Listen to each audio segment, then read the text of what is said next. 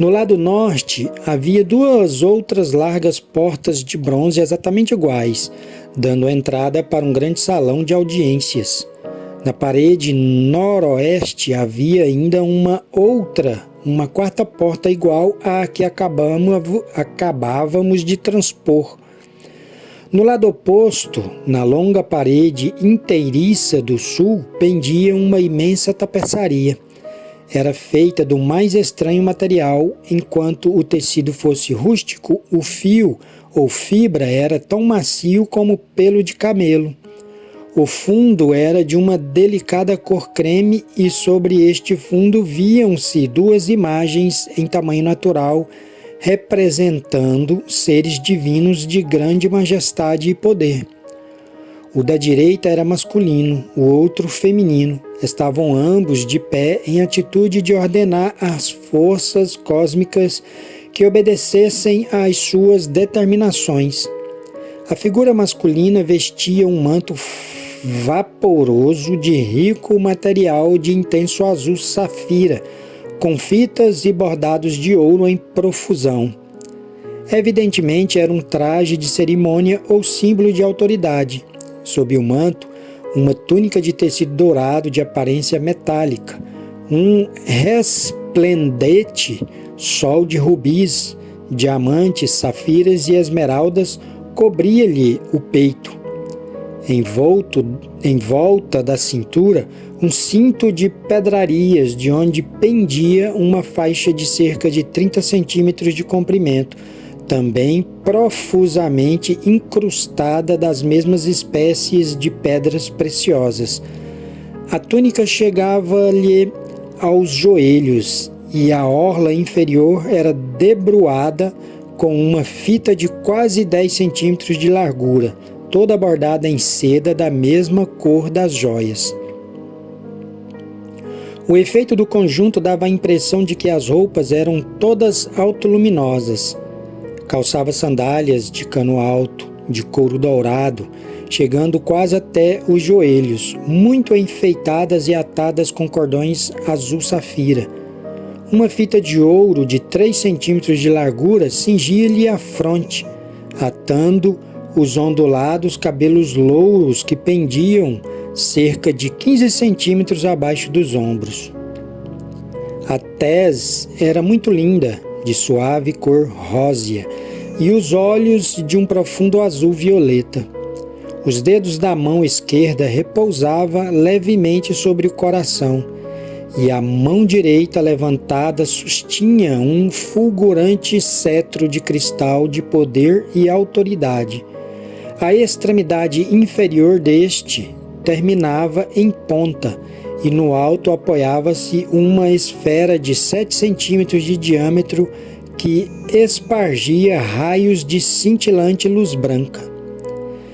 Percebia-se evidentemente que o personagem representado estava no ato de brandir gigantesco poder e era manipulador de alguma poderosa força cósmica. A aparência completa sugeria a mais exuberante mocidade. No entanto, a sabedoria das idades falava através dos olhos de um passado encanecido. A figura feminina tinha o manto de autoridade de um tom violeta carregado, contornado por um bordado de ouro, semelhante ao de seu companheiro. A roupa de baixo era de um material leve, dourado, tremeluzente, que chegava quase até ao chão. O fio usado na confecção da tapeçaria para representar as roupagens devia ter sido o mesmo que realmente constituía o material do vestuário original.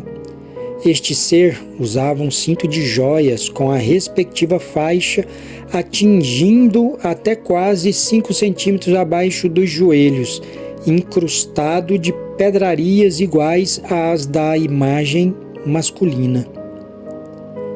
A ponta da sandália direita, apenas visível sob a fímbria do manto, era de couro dourado. Tinha na cabeça uma fita lisa de ouro, exatamente igual à de seu companheiro, e os olhos eram do mesmo azul violeta, porém de um matiz mais brilhante. os cabelos louros a cair-lhe até os joelhos. No peito, suspensa por um cordão de ouro, pendia-lhe uma grande estrela de 7 pontas, talhada de um só diamante. Sustinha na mão esquerda uma esfera de cristal de cerca de 15 centímetros de diâmetro e na direita, erguida como a da outra figura, havia um cetro do mais estranho formato. Quase 2/3 da porção inferior eram de ouro, terminando em ponta de lança, e o terço superior composto de uma substância cristalina radiantemente luminosa. O vértice era modelado à semelhança de uma flor de lis, com a diferença de ser a parte central muito mais longa, adelgaçando-se em ponta suave, formada por suas 4 facetas. A pétala recurvada à direita da porção central era de um belo tom róseo e da esquerda de um intenso azul safira, mas a do meio era branca, cristalina. Eram todas transparentes e radiantes de luz. A porção de ouro e a parte cristalina uniam-se perfeitamente, pois não havia linha de demarcação entre as duas substâncias. Seu cetro simbolizava as 3 atividades da força criadora. A bola de cristal na mão esquerda da figura feminina revelava a perfeição não manifestada do futuro da atividade cósmica. Ambos os cetros representavam o esboço e a diretriz do poder criador dentro da substância universal para manifestação especial. Eram radiantes e belos, mesmo na tapeçaria, e eu imagino como deveriam ter sido belos na realidade. Saint-Germain ficou pacientemente esperando enquanto eu estudava o conceito geral do quadro, tão fascinado estava pela magnificência do trabalho. Esses 2 grandes seres foram os fundadores deste retiro, observou ele, enquanto voltávamos para atravessar a porta de bronze da direita e entrávamos num grande salão que se percebia imediatamente ser usado como salão de concílio para algum fim de cerimonial sagrado. Todo o ambiente era de magnificência e beleza. As palavras são inteiramente falhas para transmitir o que meus olhos viram e meus sentidos experimentaram. Levei alguns momentos para me acostumar ao espetáculo deslumbrante e ao esplendor do que me cercava. A sala tinha no mínimo 60 metros de comprimento por 30 de largura e 15 de altura. Uma suave luz branca que Saint-Germain explicou ser uma força onipresente que esses 2 grandes seres sempre usavam como luz, calor e poder, inundava todo o recinto.